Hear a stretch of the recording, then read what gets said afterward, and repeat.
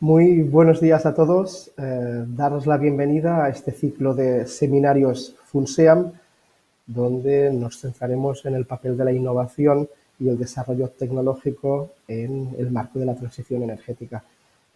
Un ciclo que empieza pocos días después de que se haya aprobado definitivamente la Ley de Cambio Climático y Transición Energética, la primera norma integral para luchar contra el cambio climático, y creíamos muy oportuno iniciar este ciclo de seminarios centrado en un ámbito tan crucial para la consecución de los objetivos climáticos que nos hemos planteado como sociedad, como es la innovación y el desarrollo tecnológico. Sin duda debemos seguir avanzando hacia ese nuevo paradigma energético neutro en emisiones, a la vez que garantizamos la seguridad de suministro y la competitividad económica. Y para ello es necesario transformar nuestro propio modelo económico y el energético en particular, un reto sin duda mayúsculo.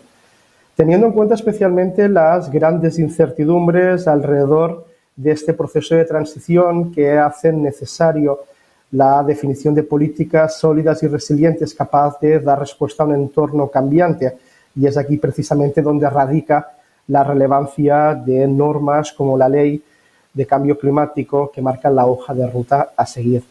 Una hoja de ruta que nos debe permitir avanzar en la descarbonización y donde va a ser necesaria la incorporación masiva a los sistemas energéticos de gran diversidad de tecnologías que propicien y hagan viable la penetración de fuentes energéticas con bajas emisiones en carbono, altamente eficientes y autóctonas. Muy especialmente serán necesarias medidas facilitadoras para que estas tecnologías energéticas bajas en emisiones encuentren su camino hacia el mercado y las tecnologías que ahora están en un estado embrionario dispongan de mecanismos facilitadores para alcanzar la madurez. Precisamente en este ámbito, hoy mismo publicaba la Agencia Internacional de la Energía un estudio, una hoja de ruta hacia el 2050 por la descarbonización, donde apuntaba un dato que me ha parecido muy relevante.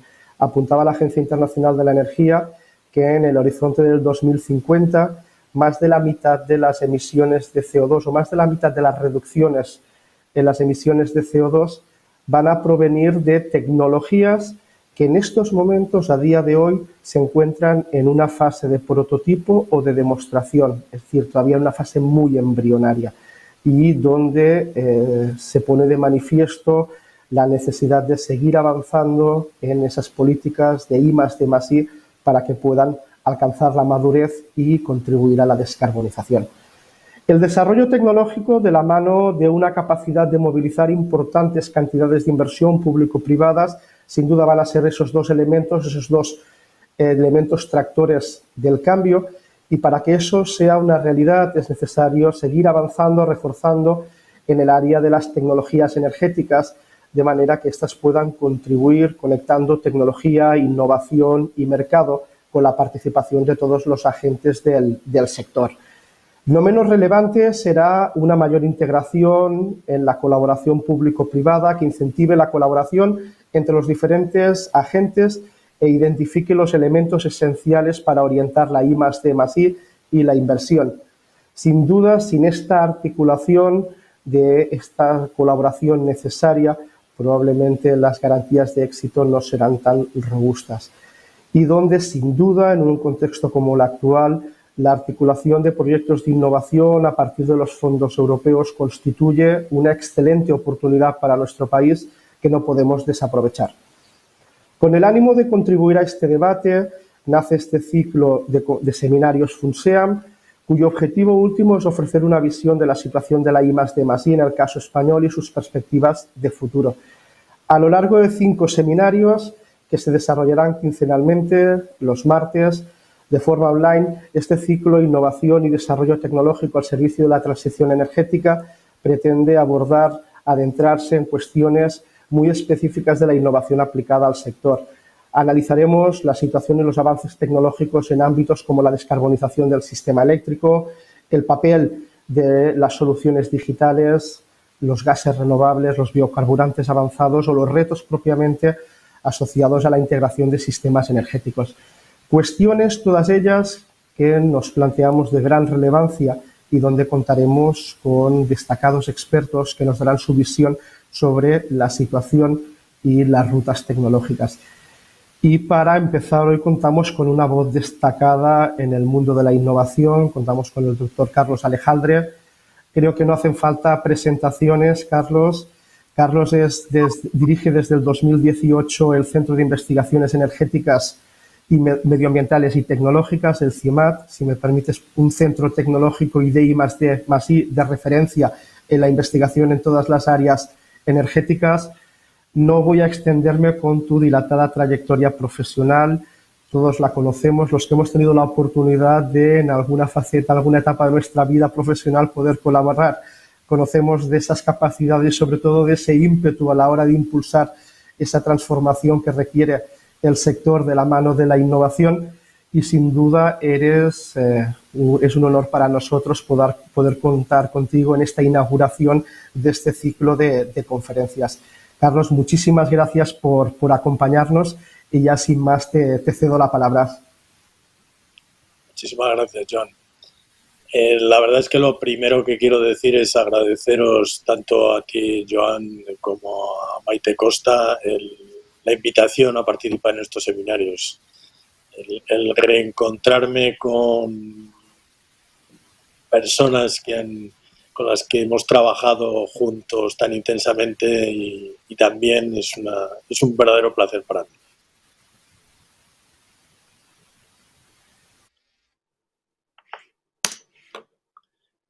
Bien, pues como veo que tengo esta tendencia a enrollarme y a pasarme del tiempo, vamos a ver si consigo ceñirme al tiempo que se me ha adjudicado, y por ello vamos a intentar hablar rápidamente de qué es lo que vamos a hacer ahora. Creo que siendo la primera de este ciclo de charlas, me parece interesante, o me ha parecido que era importante, el poner el problema que tenemos en su contexto, que es un contexto que, en mi opinión, como insistiré ahora mismo, me parece a mí que no lo tenemos con una referencia suficientemente seria de cuál es el problema tan importante que tenemos con el reto energético que tenemos en este momento, no solamente en España, no solamente en Europa, sino globalmente en el mundo. Y luego sí que, después de hablar del problema energético, de cómo nos puede afectar a España y lo que podemos hacer en I+D+I, sí que me gustaría dar un ejemplo de cómo realizar trabajos,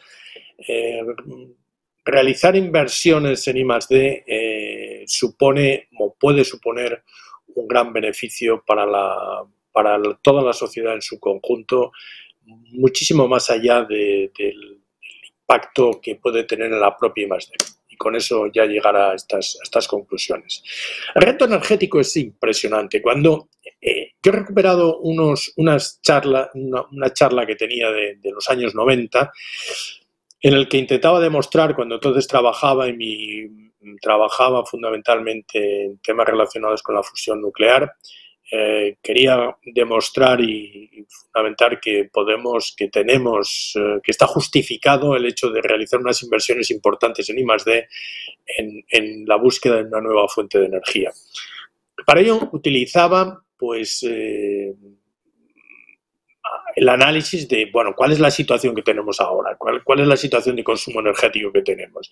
Y si analizamos esto, como digo, desde los años 90, podemos ver que en esta gráfica que escasamente en muchos países, en aquellos momentos, como China, India, el consumo per cápita en kilovatio hora pues está prácticamente al nivel de una bombilla de 100 vatios.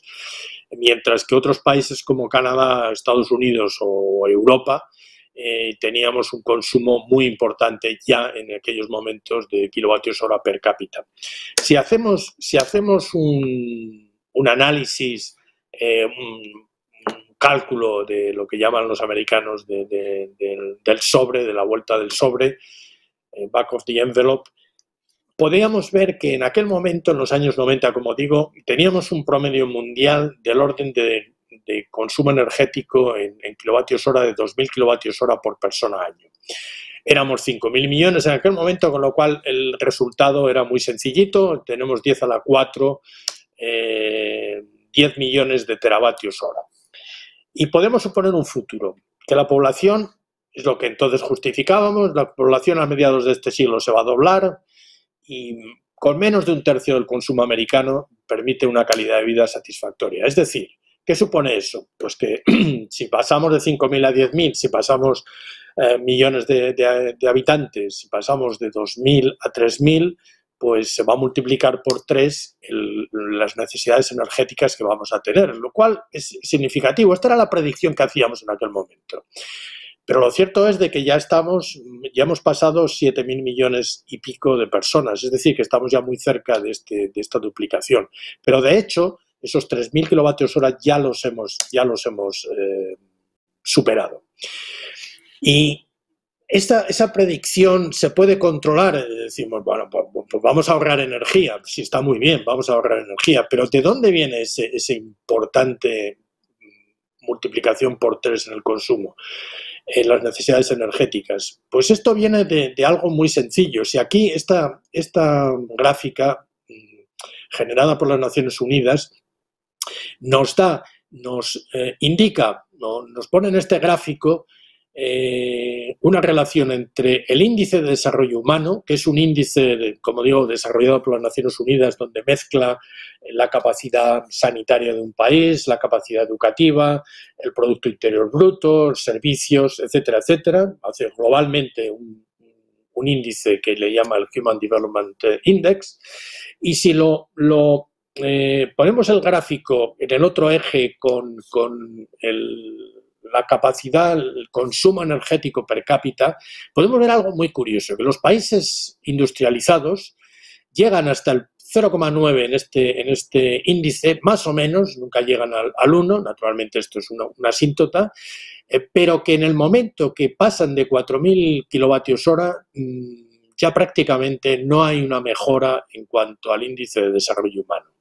Pero el problema fundamental que veíamos en aquel momento, en los años 90, y que se ha confirmado después, es que si analizamos los países, grandes países, que normalmente, o muchos de ellos, están en Asia, en azul los pequeños puntos, vemos como como China, como la India, estaban en unos índices de desarrollo muy pequeños. Y la relación que existe entre el índice de desarrollo humano y el consumo energético, como puede apreciarse, hasta que se llega a los 4.000 kilovatios hora, es absolutamente fuerte esta relación entre ambos. Si quieres mejorar el desarrollo de un país, necesariamente tienes que llegar a esos 4.000 kilovatios hora, porque necesitamos para producir cosas, necesitamos para calentar, necesitamos para enfriar, para tener agua, para absolutamente todo necesitamos un consumo energético. Y como es evidente, todos estos países, grandes países que están muy poblados, India, China, Brasil, estaban en una situación en la cual muy baja dentro de este índice, por lo cual no parece, es absolutamente inevitable que esta multiplicación por 3, como estamos viendo, como de hecho los números nos indican, se produjera. ¿Y de dónde sacamos la energía? ¿De dónde la estamos sacando? ¿De dónde la sacábamos en los años 90? Utilizando una estadística de British Petroleum, tiene una web con una información muy buena. En aquel momento, en los años 90, yo saqué y se veía los datos que de hidrocarburos, de combustibles fósiles, estaba sacando el mundo en energía primaria del 86% de ese consumo se debía a hidrocarburos. Y la verdad es que cuando tuve que di una charla parecida hace no mucho tiempo y fui a buscar los nuevos números, la verdad es que fue impresionante porque ya no tenemos el 85%, es que ya tenemos el 86%. Es decir, que el consumo energético, por un lado, ha crecido de una manera, se ha triplicado prácticamente, pero además la contribución a esa generación de energía por parte de los combustibles fósiles ha aumentado, sigue prácticamente digamos, prácticamente constante. Y esto, pues naturalmente, tiene un impacto, está teniendo un impacto en nuestro medio ambiente que todos conocemos, que todos sabemos, que cuando analizamos cuál es la producción, cuáles son los niveles de CO2 que tenemos en nuestra atmósfera, podemos ver cómo de manera exponencial ha crecido en los últimos años y ya hemos pasado los 400 partes por millón en nuestra atmósfera. Y no es tan extraño cuando uno ve, como digo, cuál es la contribución a esa generación de CO2 que dan pues, países como China, la Unión Europea o Estados Unidos, o la India. Y sobre todo en estos dos últimos, en India y China, podemos ver cómo ese crecimiento está siendo realmente muy, muy elevado. Y todavía India está en unos niveles relativamente pequeños. Si bien es cierto que en Europa, que en Estados Unidos pues tenemos un cierto control de esa generación de CO2 en la atmósfera, podemos ver que a nivel global y a nivel mundial realmente el problema se mantiene y el efecto que tiene, como sabemos y como estamos comprobando, pues es muy importante. Y nuestro país no es tampoco una excepción. No nos hagamos muchas ilusiones, porque cuando vemos la generación las emisiones que se está produciendo en España de los años 90 al 2018, voy a utilizar la mayor parte de los datos antes de la pandemia porque me parecen más representativos de estas tendencias globales. Podemos ver que si bien el nivel de emisiones globales en nuestro país se sitúa con un 15,4% por encima de lo que estábamos generando en 1990, aunque ha habido una disminución con respecto al nivel de 2005, esta disminución es debida más bien a toda la crisis económica que sufrimos a partir del 2008 que a otro tipo de medidas. Todavía estamos a unos niveles, como digo, por encima de lo que se estaba emitiendo en estos años. ¿Y esto qué quiere decir? Que a nivel global, mundial, europeo y desde luego español, tenemos que buscar un nuevo cóctel energético. No podemos seguir generando tanta energía utilizando combustibles fósiles por problemas, como mencionaba Joan al principio del ciclo, sobre la sostenibilidad ambiental, la sostenibilidad económica muy importante y la seguridad de suministro en el caso europeo, que es también un elemento muy, muy, muy crítico. ¿Y de dónde podemos sacar la energía si no la sacamos de fósiles? O si no la sacamos de una manera tan intensa de combustibles fósiles. Pues lo podemos hacer de nucleares y lo podemos hacer de renovables. De nucleares sabemos que existe, sobre todo en algunos países europeos, un rechazo importante a esta tecnología. Hay otras nuevas nucleares, la fusión, de la que hablaré después, que ha sido mi área de trabajo como investigador durante muchísimos años, que, bueno, es una promesa de futuro, pero sigue siendo eso, una promesa. Con lo cual, pues renovables son lo que conocemos y vemos que son las que en toda probabilidad van a aportar más a este nuevo cóctel energético y estas necesidades que tenemos de no emitir CO2 y gases de efecto invernadero a nuestra atmósfera y a la vez producir unas cantidades de energía, sobre todo en este caso hablamos eléctrica, capaces de satisfacer todas nuestras necesidades. Pero en este nuevo cóctel, desgraciadamente, no tenemos una solución mágica y yo me atrevería a decir que no tenemos una solución única, porque si bien la percepción social, y es cierto que las renovables pues no van a tener, sus emisiones van a ser prácticamente cero y realmente pueden hacer una gran contribución sus precios han bajado muchísimo, con lo cual pueden hacer una gran contribución, no podemos olvidar también que tenemos nuestras dificultades con este tipo de energías que no son controlables en un 100%.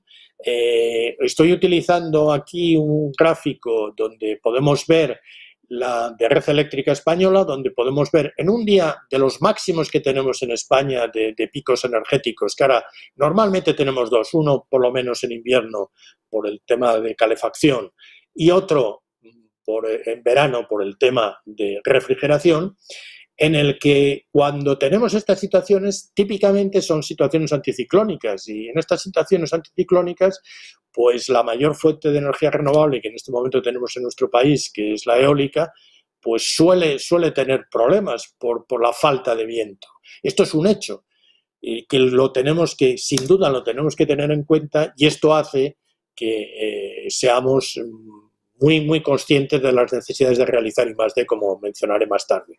Pero esto, desde un punto de vista muy global, el convencimiento, la parte muy positiva es el convencimiento que existe en toda nuestra sociedad que tenemos que luchar contra este calentamiento global.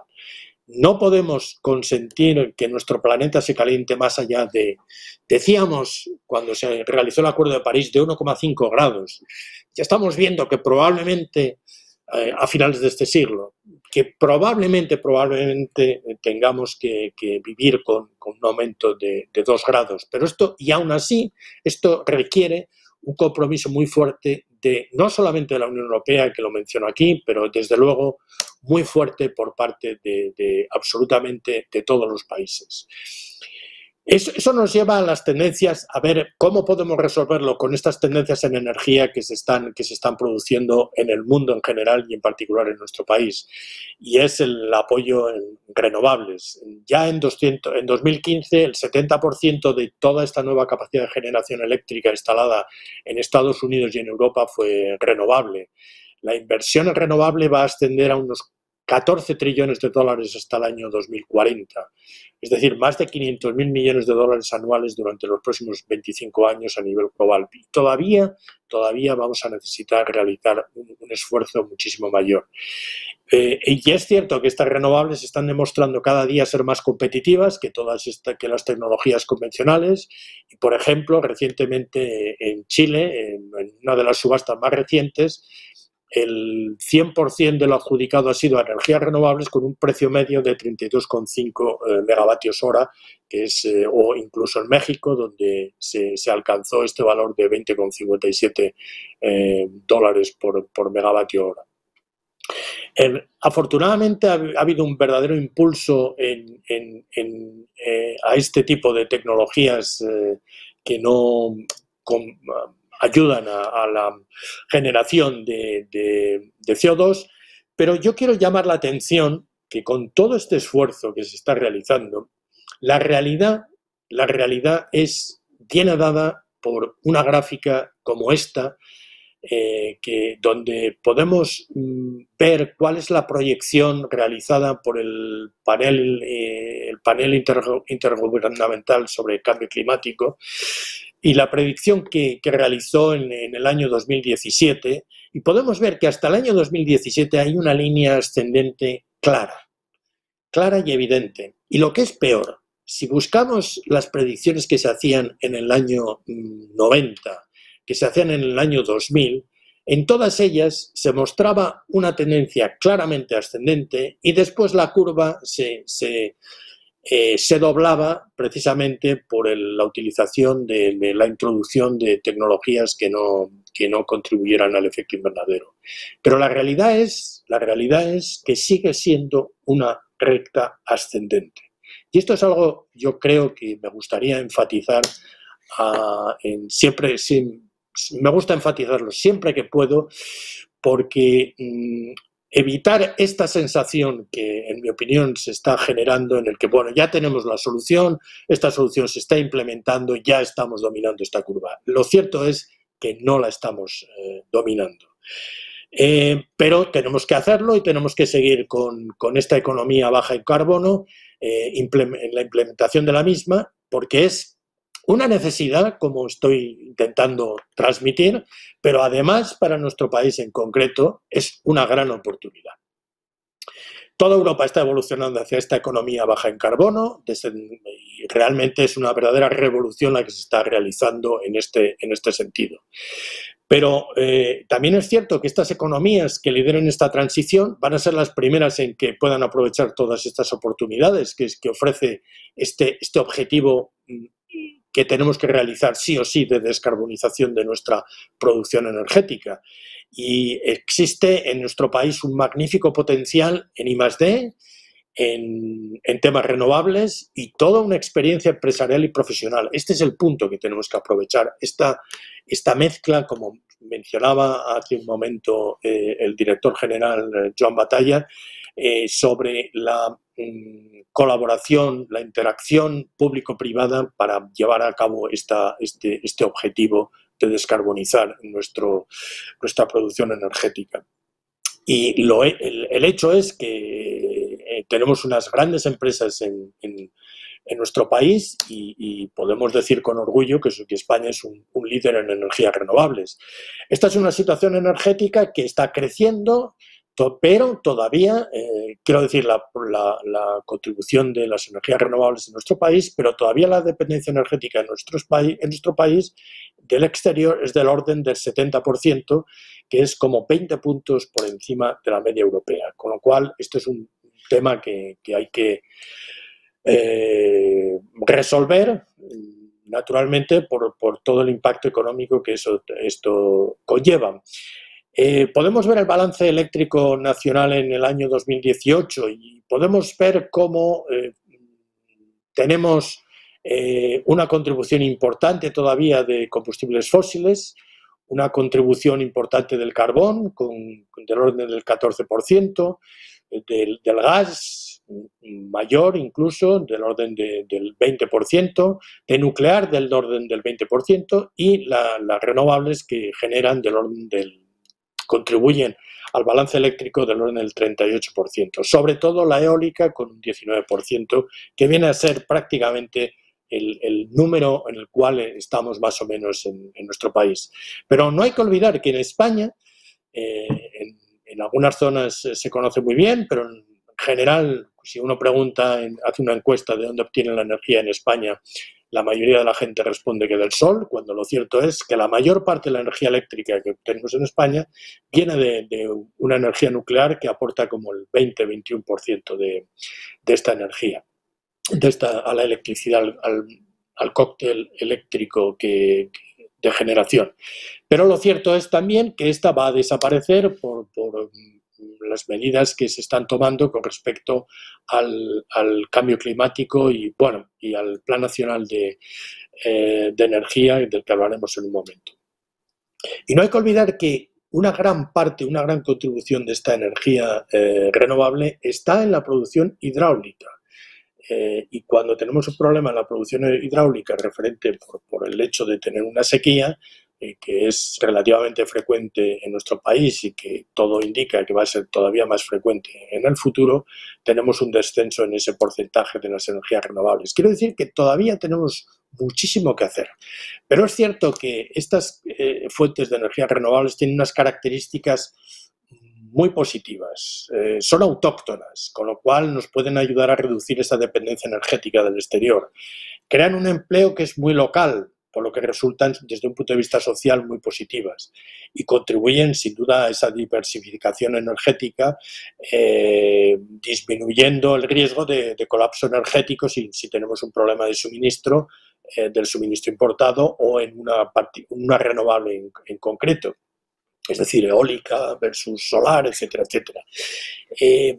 Pueden estar distribuidas y esto es un elemento positivo que las define y son centrales de pequeña potencia, excepto fundamentalmente la hidroeléctrica que puede llegar al gigavatio. Y eso, pues bueno, tiene un aspecto de costes negativo, desde algún punto de vista, pero bueno, hay que tenerlo en cuenta, quiero decir que hay que tenerlo en cuenta. El problema fundamental es que son variables en el tiempo y entonces eso nos genera unos ciertos problemas, pero España apuesta, como toda Europa, o como una gran parte de Europa, apuesta fuerte por estas energías. Y el Plan Nacional Integrado de Energía y Clima es un plan muy ambicioso donde lo que pretende es, por un lado, reducir las emisiones de gases de efecto invernadero con respecto al año 90 como un 20% para el año 2030, aumentar nuestra eficiencia energética y potenciar, como digo, las energías renovables pasando de un 35% o llegar a un 35% de energías renovables en el 2030 e incluso en el 2050 tener un 100% de energía eléctrica derivada de energías renovables. Esto va a llevar consigo unas grandes inversiones a las que se sumarán las que puedan venir de Europa, las que van a venir de Europa, pero es un objetivo muy ambicioso, como digo, de este plan nacional. Es un objetivo ambicioso y yo me atrevo a poner aquí puntos de interrogación al decir, yo creo que son alcanzables, pero son alcanzables si realizamos todo el trabajo que hay que realizar ya. Y el hecho de que hayamos tenido un inicio pandémico en el 2020 no es algo que ayude precisamente a conseguir estos objetivos. Pero lo cierto es que, como digo, esta es una apuesta ambiciosa en la cual vamos a apostar sobre todo por la energía solar. La eólica está mucho más desarrollada, vamos a pasar de 23 a 49 gigavatios de instalación. Pasamos a una cantidad muy importante de 36 gigavatios en energía solar, en fotovoltaica, y un poco, no mucho, en termosolar, aunque todo esto naturalmente tenemos que irlo viendo si la necesidad que tenemos, sobre todo de almacenamiento, no lleva consigo que tengamos que realizar unos trabajos más intensos en energía solar por concentración. Pero es un hecho que estamos realizando algo totalmente novedoso a nivel español y a nivel europeo. La entrada masiva de renovables que no son gestionables, o hay sol o no hay sol, o hay viento o no hay viento, tiene un efecto directo sobre este funcionamiento del sistema eléctrico. Necesitamos, por un lado, mucha mayor potencia instalada para cubrir los momentos que haya baja disponibilidad de una u otra fuente, que haya poco viento o que haya poco sol, dependiendo naturalmente de la fase que estamos. Esta necesidad se puede paliar con renovables gestionables, como decía hace un momento, como puede ser la termosolar o la biomasa, con la nuclear, con el gas, naturalmente, que se mantiene por lo menos hasta 2030 como un elemento importante de nuestro sistema de generación eléctrica, y tener un mayor uso de los mecanismos de ajuste del sistema, que esto va a llevar consigo, y es el punto al que quiero llegar naturalmente, a que necesitamos realizar todavía un gran trabajo de I+D+I para conseguir que esta entrada masiva de renovables no gestionables podamos tener una seguridad de suministro aceptable en nuestro país y en general. Y una de las tecnologías que tiene que ser desarrollada es esa tecnología de almacenamiento. Tenemos que tener los sistemas capaces para que si atravesamos por fases en la cual no hay la radiación solar disminuye de manera intensa, en el cual tenemos unos niveles de viento mucho más pequeños de lo que es habitual. Como digo, en sistemas anticiclónicos persistentes es una situación muy típica.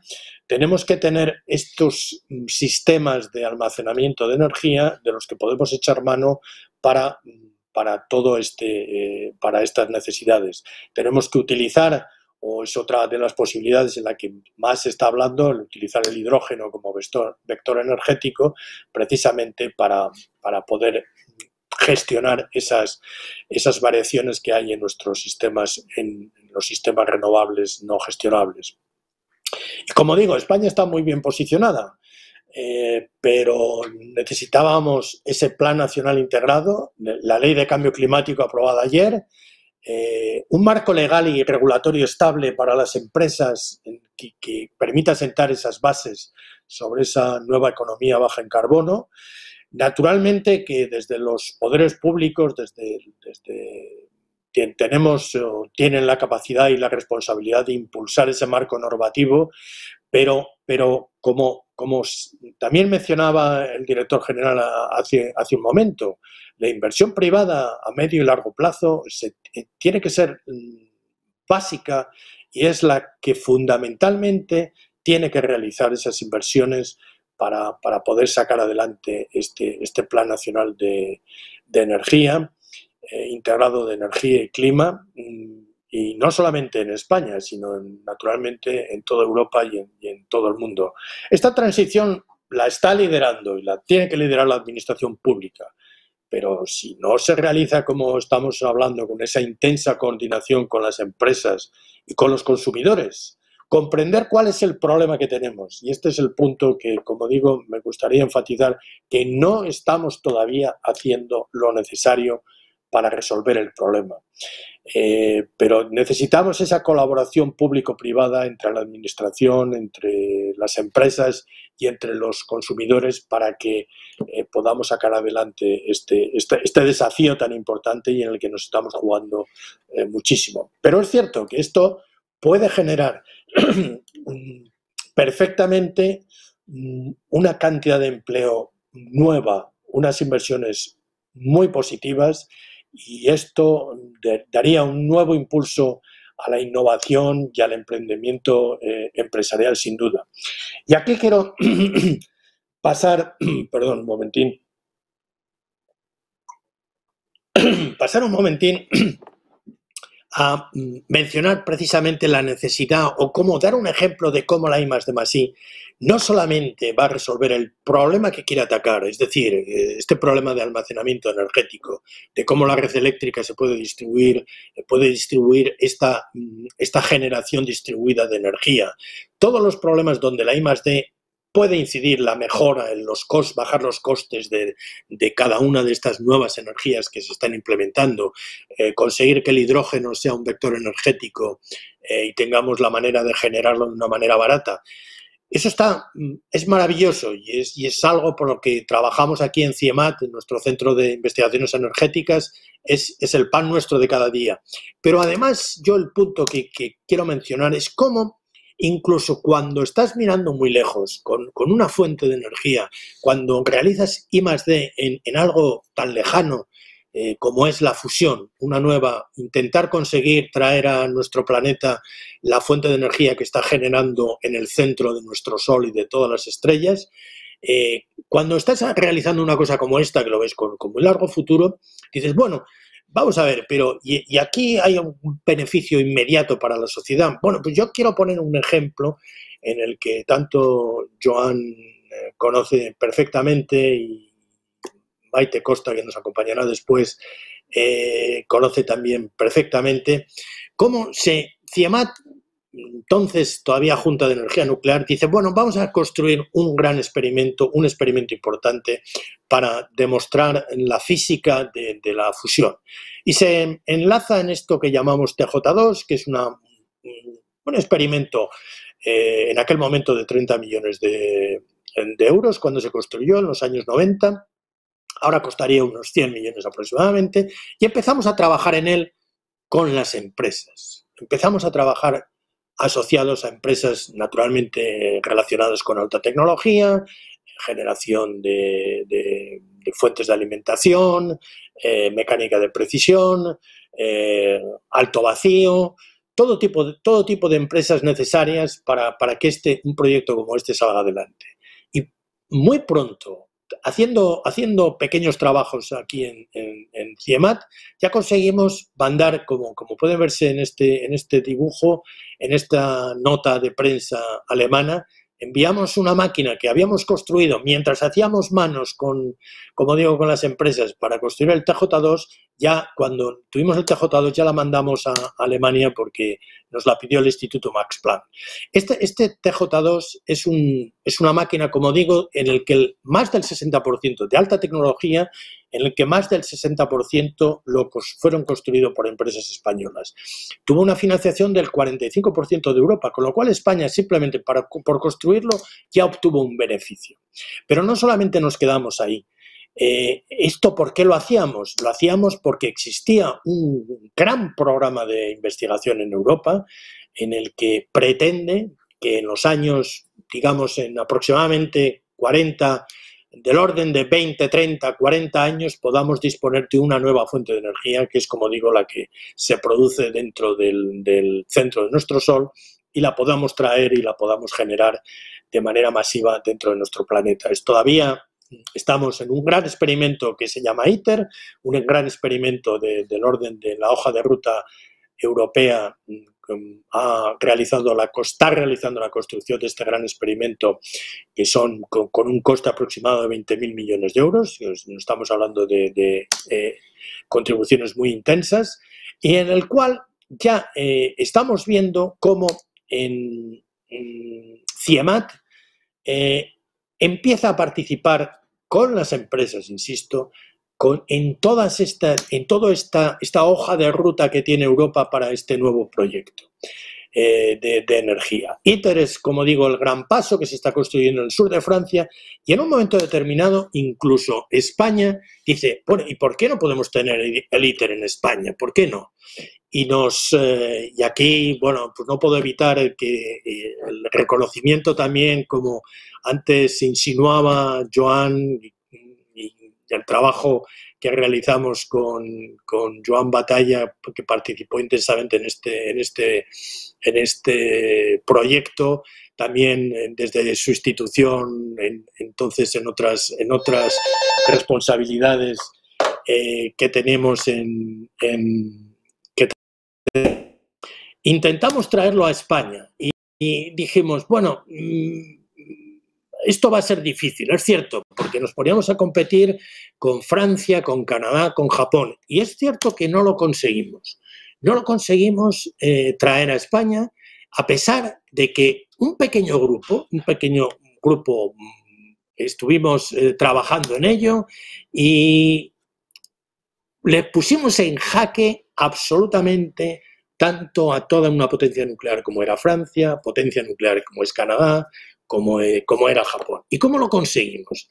Pues lo conseguimos de una manera muy sencilla, con una colaboración público-privada, uniendo empresas, uniendo instituciones, y todos trabajando por una meta única, que muestro aquí. Y como digo, no lo conseguimos, se fue a Francia, pero conseguimos que la Agencia Europea de Fusión, que iba a gestionar 7.000 millones de euros, inicialmente, al final va a gestionar del orden de 14.000 millones de euros, viniera a Barcelona.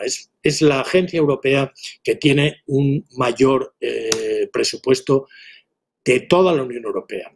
Pero no solamente eso, precisamente porque está allí la agencia, precisamente por todo este trabajo realizado con las empresas españolas, las empresas españolas empezaron a buscar contratos en todo el mundo de la fusión y en la construcción de ITER en particular.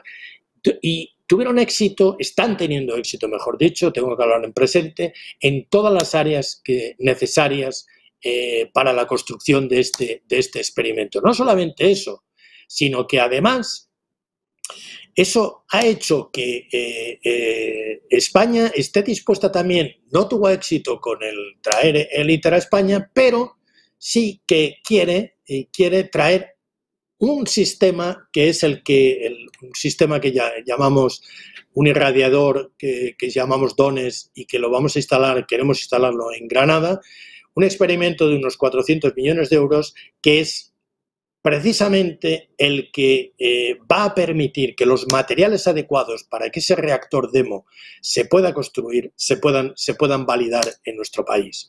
Esto es un proyecto internacional que estamos intentando traer, como digo, y que ya hemos visto que puede generar del orden de otros 1.000 millones de euros aproximadamente en retornos a nuestro propio país. Pero ¿cómo hemos conseguido llegar a que esto sea creíble y que prácticamente ya esté decidido que venga a Granada? Pues muy sencillo, porque también, de nuevo, trabajando con las empresas de alta tecnología, en el tema concreto del prototipo que se está construyendo en Japón en una colaboración entre Europa y Japón, en esos prototipos CIEMAT se involucra con las empresas, y prácticamente en todos los sistemas que se están implantando en Japón, estamos allí realizando las contribuciones de nuestro país. ¿Eso qué lleva consigo? Que se ha generado toda una red de empresas capaces de suministrar equipos necesarios para la construcción de ITER, y por resumirlo, ya prácticamente acabando, aquel esfuerzo, aquella idea de construir una máquina como el TJ2, de intentar traer ITER a España, siempre en colaboración, como digo, con las empresas, está realizando que ya España es el tercer país, esto no se conoce en general, nuestra sociedad no lo conoce, pero es el tercer país en cuanto a retornos dentro de la construcción del proyecto ITER, por encima de Alemania, por encima del Reino Unido, y etcétera, etcétera. Y del orden de 1.000 millones de euros ya las empresas españolas han conseguido en retornos para este proyecto. Y muy importante, lo han conseguido de manera competitiva, compitiendo con empresas alemanas, inglesas, holandesas, italianas, etcétera, etcétera. No hay ningún justo retorno dentro de este programa, son absolutamente competitivas.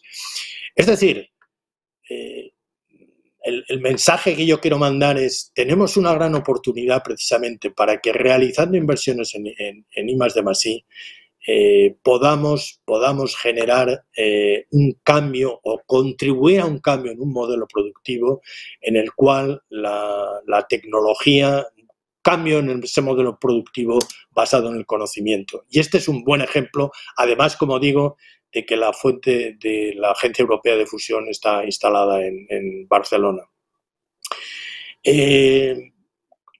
Quiero terminar simplemente con 3 breves mensajes. Luchar contra el cambio climático todavía requiere profundos cambios en nuestro modelo energético. Es un compromiso ineludible para la sociedad, pero lo tenemos que tener muy en cuenta. El problema no está resuelto. Tenemos que realizar un importante esfuerzo en I+D en energía. Y este esfuerzo, naturalmente, que desde las administraciones de instituciones como la que tengo el honor de dirigir, como el CIEMAT, instituciones públicas de investigación, pero es fundamental que esta investigación, que esta I+D+I se realice de manera, sobre todo y de manera masiva, por parte de las industrias españolas. Y esta transformación de este modelo energético no es que sea una necesidad, que lo es, naturalmente, que es una necesidad para asegurar la sostenibilidad de nuestro planeta, pero es que es una oportunidad que tenemos, una gran oportunidad para fomentar la actividad de nuestras empresas y garantizar esa economía mucho más competitiva. Y con esto ya termino y creo que me he pasado un pelín, pero bueno, quiero agradecer tremendamente la asistencia y la atención y la oportunidad de contar estas cosas que me parecen tan claves para nuestro país. Muchísimas gracias, Carlos. La verdad es que agradecerte esa visión, ese análisis de la situación de la innovación y sobre todo quedarnos con esos 2 mensajes que tú apuntabas al final. Y yo creo que son los relevantes. El tema de no únicamente es una necesidad, sino es una oportunidad. Y yo creo que ese es el mensaje. Y más teniendo en cuenta pues un ejemplo como es el ITER, que es una muestra inequívoca del retorno económico, el retorno en términos de avance en la frontera del conocimiento que han realizado instituciones públicas españolas como el CIEMAT, pero también de la mano de esa colaboración público-privada que tú muy bien apuntabas como necesaria para seguir avanzando en esta apuesta decidida por la innovación. Muchísimas gracias por acompañarnos y para ir cerrando este seminario de inauguración del ciclo de conferencias, le pasaría la palabra a la doctora María Teresa Costa, directora de la Cátedra de Sostenibilidad Energética, no sin antes invitarles, lo tienen en el programa, al siguiente seminario que tendrá lugar el día 1 de junio, donde abordaremos una cuestión que Carlos también ya ha apuntado como estratégica y necesaria, la transformación, descarbonización del sistema eléctrico de la mano de las renovables y la digitalización. Ya sin más, gracias Maite por acompañarnos y te cedo la palabra para que puedas clausurar esta sesión inaugural. Gracias, Joan.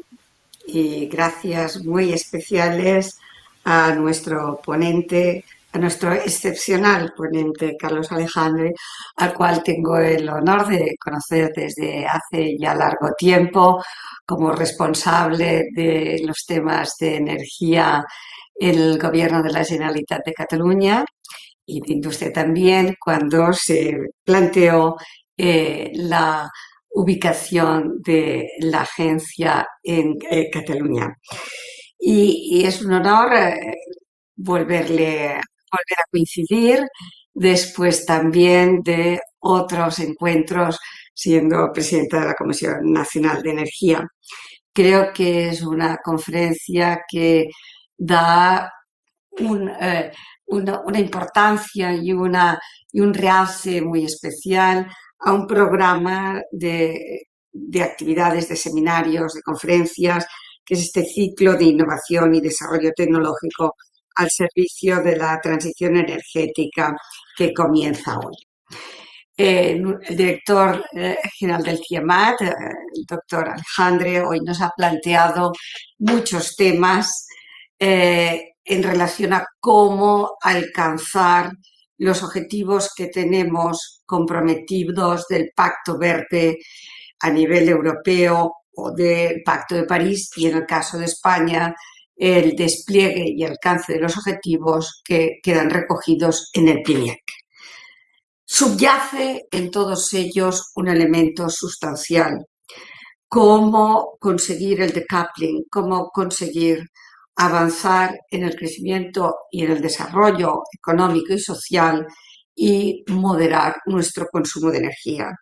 Los datos que ha presentado el doctor Alejandro ponen de manifiesto que no debiéramos caer en optimismos lejanos de la realidad y posiblemente que no tienen en cuenta una transición justa a nivel global.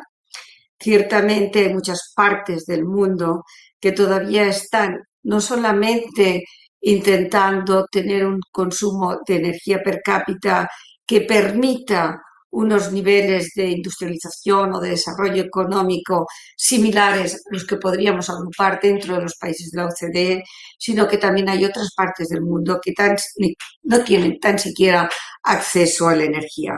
Por lo tanto, estamos frente a un reto difícil en el que combinar un tema de justicia social y económica y un problema de alcance de una reducción o mantenimiento en 1,5 del aumento de la temperatura para evitar que el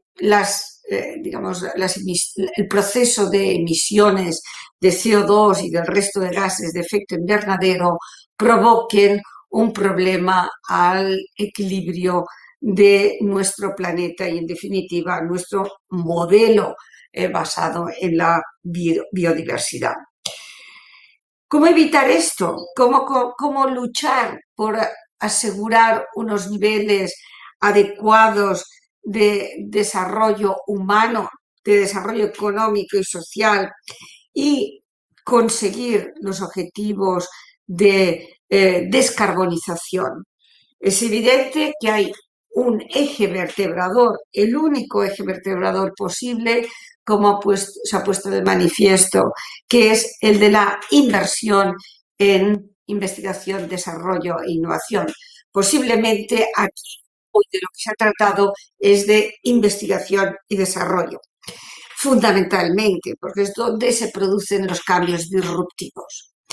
Y esto no es sencillo ni inmediato. Cierto que el CIEMAT tiene un protagonismo especial y las empresas que están vinculadas a los proyectos que desarrollan el CIEMAT han sido enormemente activas en la apuesta por la investigación.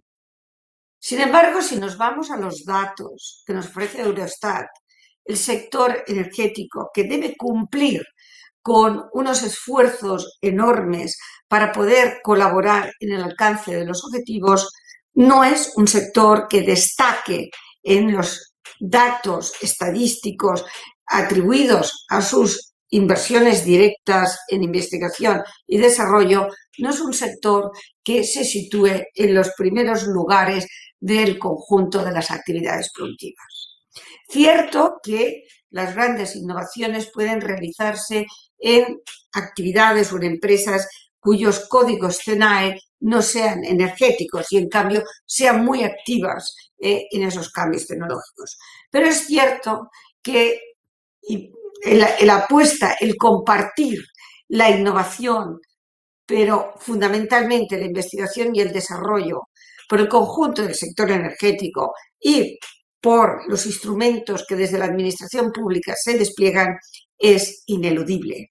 Afortunadamente, ya en el Pacto Verde y el European Union Next Generation Funds aparece este objetivo de la inversión en investigación y desarrollo como central para el conjunto del sistema productivo y en particular para el sistema económico. Es evidente que estas investigaciones y estos nuevos desarrollos tecnológicos nos han de llevar a un nuevo mix de generación, a un mix de generación que permita la cobertura de la demanda, que permita la seguridad de suministro y que permita también reducir las emisiones de CO2. Y ahí se sitúan como protagonistas fundamentales las energías renovables. Las energías renovables como oportunidad de negocio, como oportunidad de calidad de vida, en un sentido muy integrador de un conjunto de variables, para disminuir la dependencia exterior, pero también para asegurar el suministro. Hoy, la seguridad del suministro todavía necesita un backup de sectores que no son de las energías renovables, fundamentalmente por ser las plantas más fácilmente gestionables por el gas. Y ahí, obviamente, las inversiones en investigación y desarrollo para almacenamiento van a ser fundamentales para poder completar este modelo que tanto a nivel de los compromisos políticos como del conjunto de la sociedad hemos asumido todos. Esos esfuerzos en investigación y desarrollo, y lo comentaba el doctor Alejandre, y lo comentábamos en una especie de coffee break virtual que hemos hecho antes de esta conferencia, no puede realizarse solo con inversión pública. La administración pública debe liderar objetivos en un cambio tan sustancial, pero es preciso que se involucre y de forma muy importante el sector privado. Sin las inversiones de las empresas privadas, estos objetivos no serán posibles. Y me parece que es importante cerrar estas palabras con las mismas que ha hecho nuestro conferenciante. Dar a las instituciones públicas protagonistas de todos estos procesos de transformación el reconocimiento que se merecen. Y yo quiero expresar ese reconocimiento al CIEMAT y a su director, hoy nuestro conferenciante. Muchas gracias y muchas gracias también a todos los que han asistido a esta conferencia y a esta inauguración de este ciclo de seminarios. Buenos días.